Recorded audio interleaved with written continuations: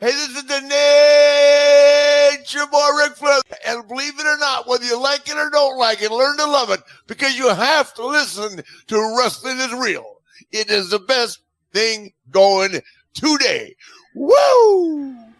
Celebrating 9 years of podcast excellence, the King of Podcasts Radio Network proudly presents the Wrestling is Real podcast, because wrestling needs us. Okay, let's have at it. Episode 739 of the Wrestling is Real podcast. Tonight we will recap Ring of Honor's Final Battle and NXT Deadline. I happen to catch both before getting on the here on. They're going to record tonight. Kind of convenient the fact that Final Battle happened earlier today, and I caught on the replay. And then at the same time, I was still watching NXT Deadline, just trying to catch everything up. So there you have it. So I got some comments. I'm not going to go too long with this, but I figured let me go ahead and make my points first about. Let's do Ring of Honor Final Battle first. So Honor restored. For whatever reason, Tony Khan decided to go ahead and put some of the originals back to holding the belt, which was a kind of a interesting choice tonight. So first off, Claudio Castagnoli gets to be Ring of Honor World Champion. Great. And a great match with Chris Jericho. Really was good. And the Briscoes, for the 13th time, are World Tag Team Champions. 6th time they win at Final Battle. And I want to say, first of all, before I get into any of all this, I appreciate Tony Khan for restoring and bringing back the Ring of Honor name and legacy for wrestling fans out there everywhere. We talked about it earlier on the Wednesday show when I did the first part of the year in wrestling, and talking about the fact that we got Ring of Honor back, and he bought the company, bought it off of Sinclair, and was able to do 3 shows this year. Commendable. 3 pay-per-views. No television. The only television we had was within AEW, which will change next year. But last year at this time, Ring of Honor was supposed to be shut down, and it wasn't coming back. The current incarnation was not going to come back. We all thought, I remember I was thinking adamantly, this time last year, the tape library, that's all that's left. I never thought for a minute that it was going to be Tony Khan who would buy it, and I never thought that Tony Khan was going to use the brand and run the promotion. He's going to move forward with that. And for everybody who wants to go and shit on that guy, I'll tell you, I still like AEW Dynamite. I don't watch Rampage as much. I mean, if I had the time, I would. But it's tough on a Friday night. That's just a bad night for me. But regardless of that, I'll tell you, I like what he's done with booking Ring of Honor. For whatever reason, he did restore the brand by putting certain stars up as champions, right? The idea of bringing back Samoa Joe and having him as the Ring of Honor World TV Champion, or to bring back Jay Lethal to be part of the mix, and having Chris Jericho become a Ring of Honor World Champion, there's a lot of significance behind all that. And the Ring of Honor shows, compared to the AEW shows, have been very good. I mean, to me, I'm thinking about the fact that I get 7 pay-per-views a year thanks to Tony Khan. Actually, we got 8 this year.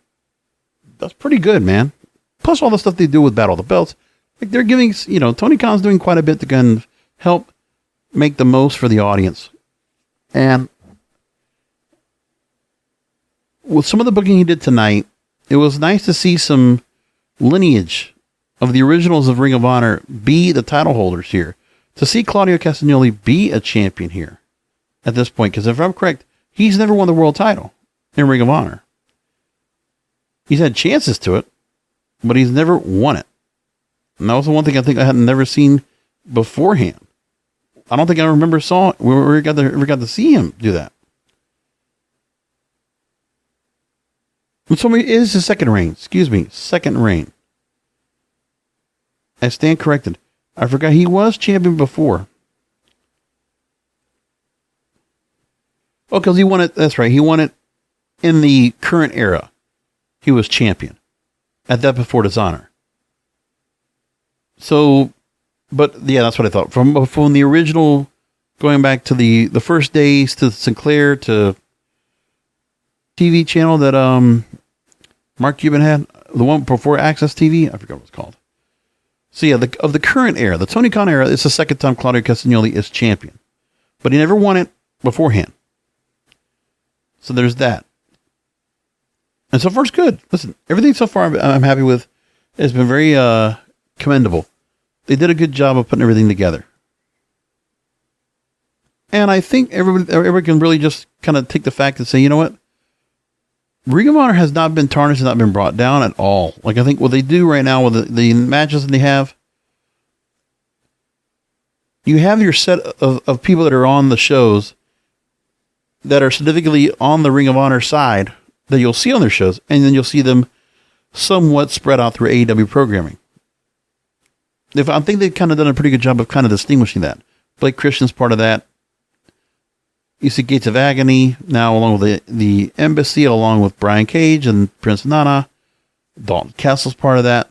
Swerve Strickland's a part of that. Jay Lethal and his crew is part of that. Mercedes Martinez is part of that. FTR is more or less significantly part of Ring of Honor. And Willer Yuta is part of Ring of Honor. Among other things. But it's all good about that. With that. It really is. Tony Khan did a good job of giving us 3 solid pay-per-views this year. So I like all of that. Quick rundown to them. So Blake Christian and AR Fox beat RUSH and Dralistico in a quick moving match. That was the only match I got to catch from that. And AR Fox has gotten some appearances on AEW, and I think it was on Dynamite, and I think it was also been on Dark for a while. So that's good. And Dralistico takes the pin because we don't want to have RUSH be a part of that. It's like, and Blake Christian getting a lot of response, almost, all heart, was definitely a big deal out there in front of that crowd tonight. A really hot crowd at Curtis Colwell Center, by the way. Jeff Cobb over Máscara Dorada. Jericho Appreciation Society on the card, beating Shinobi Shadow Squad. Willow Nightingale over Trish Adora. And then Top Flight over the Kingdom. So yeah, a pretty good 0 hour. I missed all those matches. Just too much going on. So the women's world title started off Athena over Mercedes Martinez, and I think Athena did a very good job. It's good to see her here win the belt, because I think with everything else going on, they did try to put her up in the TBS title and did not fare well. They haven't put her in the women's world title, not yet. But I kind of feel like in Ring of Honor, while she has these matches here,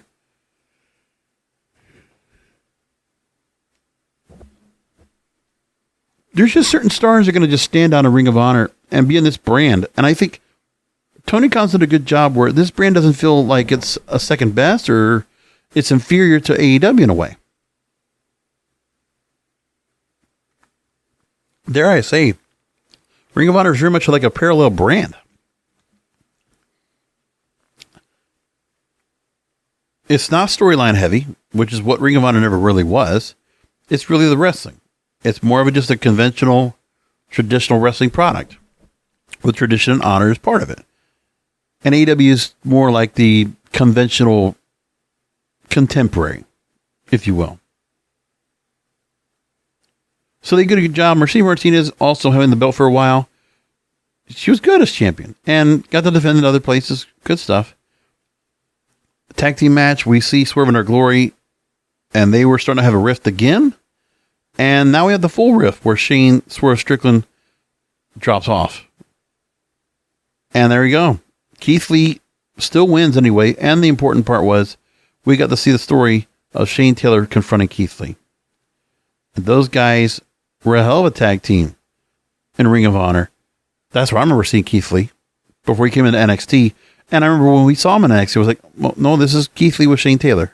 But they broke up. It's good to see Shane Taylor back. Chitty Griffer wasn't bad. 6-man tag for the World Tag Team titles. Embassy beating Dalton Castle, the boys. And I'll tell you, Dalton Castle has not looked as good in a long time. I was impressed. I enjoyed what he did on the ring. It was really good stuff so far. So there you go with that. And a lot of suplexes by him, by the way. But it wasn't enough to stop the Embassy. Embassy gets the win. And like overall, Embassy needed to get a win. Have that faction come back. Now we have it here. The Pure Championship, Willow Yuta beats Daniel Garcia. And the crowd was really stirred up for that. The crowd was really hot for that. But then it got really hot for the World Tag Team titles. Briscoes and FTR. Double dog collar match. You know, it's like Ring of Honor has to have the Briscoes along. And it definitely fits here. And these guys have been just tearing it up. And the only place you watch is Ring of Honor, which is really special. Hell of a match. Crowd was wild throughout. And this Harwood that would be passing out while he had the dog collar around him being choked. So Briscoes could be the 13-time world champs. Good match there. I enjoyed it. Samoa Joe over Juice Robinson. And Juice Robinson, listen, he's got such a role in New Japan. It's just nice where he's got a good place where he is. Like, he fits in that role where, like, you know, he's kind of in the same pedigree as Zack Sabre Jr. or Will Ospreay or, you know, people like that. When I think about Ring of Honor, there are certain stars that once they get the TV show up and going, that there are some other names that should make it over onto this brand. Like, I think Lance Archer could always go over to that brand if they're not using him so much over here. Like, you move him over to the brand. And I'm trying to think of the names that they have that are under the AEW umbrella that could move over into the Ring of Honor side, but they have an idea who they already have. Take a few of the names and split them up. I take it like that. To me, it's kind of a way where is AEW and Ring of Honor, are they going to be separate entities or are they going to be run together kind of like as parallels, like how Raw and SmackDown is run? Because it kind of feels like that, but Ring of Honor is still this fine, distinguished brand with their own announced teams, with their own look, all of that. And then Ring of Honor World title, Claudio Castagnoli over Chris Jericho by submission. If Claudio lost, he would have been with the JAS, but then Claudio takes the big swing. Who would have thought that was going to be the way he was going to win it? I was surprised. 30 times spun around Chris Jericho, and Chris Jericho, you could see him tapping on the ground, on the mat. Quite a way to win. And see, the champions don't necessarily have to be like overly big promo talkers. Like, we're not seeing that. I don't know if we're going to see that in Ring of Honor anyway. Because Claudio's not the biggest talker in the world. He can talk, but not like, you know, anything like an MJF or, I don't know. You know, I mean, it just isn't. And same thing with Samoa Joe. It fits like that. Briscoe, same thing. Like, you know, they can hold their own on promos, but they're not necessarily the promo machines. And that's okay too. So Tony Khan did a scrum afterwards, and he mentioned a few things, a part of it, that were very important and pertinent to Ring of Honor in terms of the brand going forward, especially in the 2023. First of all, he says the Honor Club streaming service is going to be relaunching, and Final Battle will be one of those pieces that'll be up after 90 days on Honor Club. So as we mentioned, Tony Khan has the assets now from the ROH purchase from Sinclair Broadcasting, the deep tape library, and the existing streaming service Honor Club. So it's being redevelopment, and the product will come to the surface in the near future. But the current price point and the one that listed during Khan's Media Scrum comments is going to be $9.99 a month. There you go. There's a story from the Sportster that talks about this. They're talking about, are they going to succeed on their own, Ring of Honor? And that Tony Khan said about that, Ring of Honor is said to become its own contained product without needing to maintain a constant involvement on AEW. And he referenced New Japan Pro Wrestling when speaking about a relaunch of the Ring of Honor brand, hinting that the Japanese company would have a presence in the promotion's future. Though Khan did discuss the idea of ROH having a committed roster of its own separate from AEW, he mentioned the ability to use wrestlers from other companies, Japan and Mexico. And during Final Battle, seeds were planted for the future matchups, where Trent Seven was seen watching the Ring of Honor Pure title, Tony Deppen, former Ring of Honor TV champion and GCW regular, shown spectating Samoa Joe's title events. So, those are some of the things they saw that would be pertinent coming up, depending on what they decide to do. And then Tony Khan also talked about Forbidden Door. Will there be another Forbidden Door pay-per-view coming up? And his comments were as such. He says that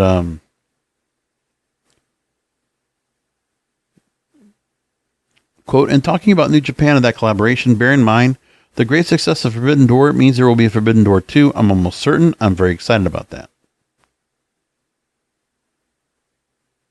And that they added it as a 5th event to their calendar without feeling like they were oversaturating the market. So we know that AEW is going to come back to pay-per-view with their next Revolution event, the 4th of the same name, March 5th, 2023 from the Chase Center in San Francisco. It's the home of the Warriors. Big venue. There we go. And a market they have not jumped a lot in from, so that'll be important to see how that works out.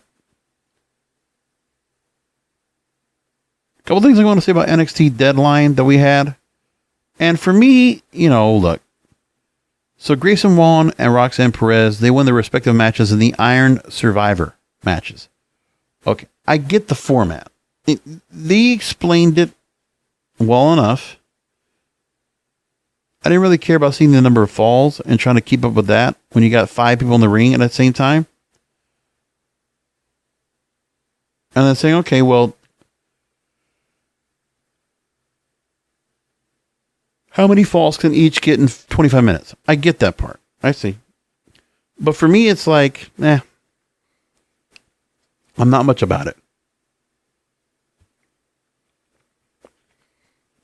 They wanted to kind of find a creative way, something that was very surmounting with all the contenders that were there, to make the matches sound important. And they somewhat did. Listen, they had the people they definitely wanted to have in those matches.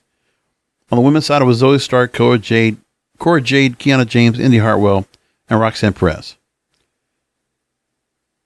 I'm happy that Roxanne Perez was the one they chose. They had her take losses a couple times, and then you come here, and she overcomes, and finally, I think the idea for NXT was to kind of give her a little bit of a humbling before they put her up into that main spot to go after the title. Now, are they going to let her beat Mandy Rose is another question. I don't know. And then we look at Aladon, Alba Fire. I wasn't much into that match. This is gimmicky, right? The other thing, too.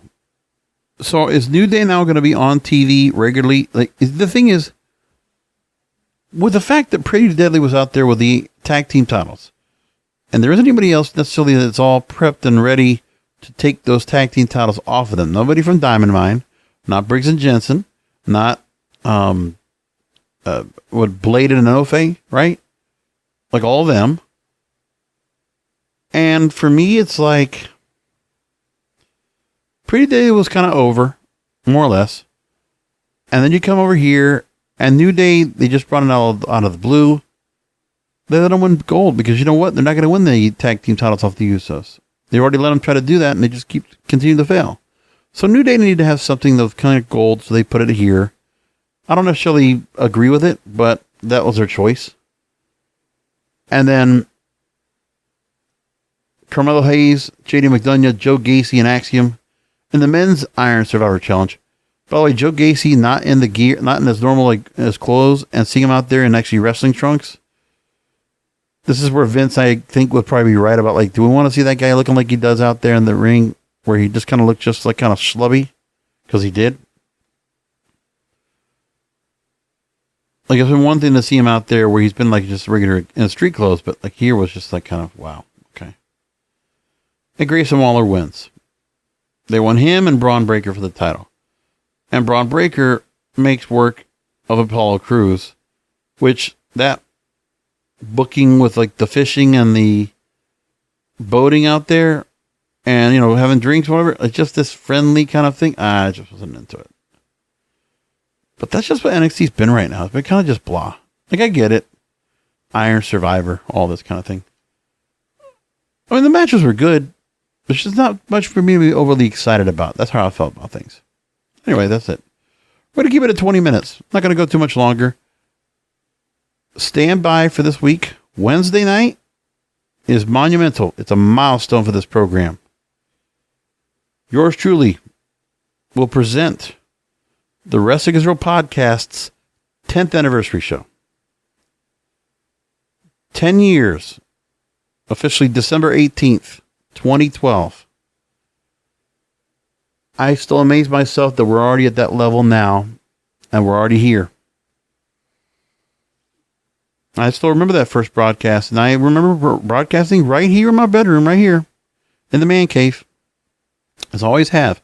I talked to Jeremy G, and I think he's going to be able to jump on for something. I don't know what, but I just might have to pre-record before I do it.